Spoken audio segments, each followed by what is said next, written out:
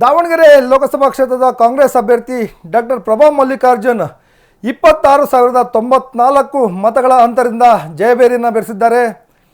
ಇದೀಗ ದಾವಣಗೆರೆ ಲೋಕಸಭಾ ಕ್ಷೇತ್ರದ 19 ಸುತ್ತಿನ ಮತ ಎಣಿಕೆ ಸಂಪೂರ್ಣಗೊಂಡು ಅಂತಿಮ ಫಲಿತಾಂಶ ಪ್ರಕಟಗೊಂಡಿದೆ.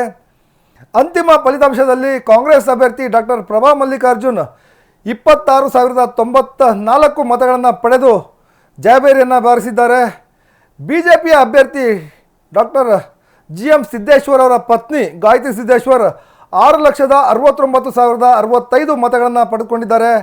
ಕಾಂಗ್ರೆಸ್ನ ಅಭ್ಯರ್ಥಿ ಡಾಕ್ಟರ್ ಪ್ರಭಾ ಮಲ್ಲಿಕಾರ್ಜುನ್ 6,33,059 ಮತಗಳನ್ನು ಪಡೆದುಕೊಂಡಿದ್ದು 26,094 ಮತಗಳ ಅಂತರದಿಂದ ಕಾಂಗ್ರೆಸ್ನ ಅಭ್ಯರ್ಥಿ ಡಾಕ್ಟರ್ ಪ್ರಭಾ ಮಲ್ಲಿಕಾರ್ಜುನ್ ಗೆಲುವನ್ನು ಸಾಧಿಸಿದ್ದಾರೆ.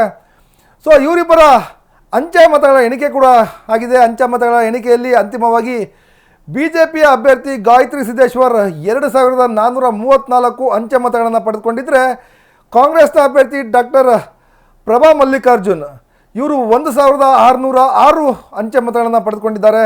ಸೊ ಓವರಾಲ್ ಎಲ್ಲ ಮತಗಳ ಎಣಿಕೆ ಕಾರ್ಯ ಮುಗಿದ ನಂತರ ಅಂತಿಮವಾಗಿ ಕಾಂಗ್ರೆಸ್ನ ಅಭ್ಯರ್ಥಿ ಪ್ರಭಾ ಮಲ್ಲಿಕಾರ್ಜುನ್ 26,094 ಮತಗಳ ಅಂತರದಿಂದ ಗೆಲುವನ್ನು ಸಾಧಿಸಿರುವಂಥದ್ದು.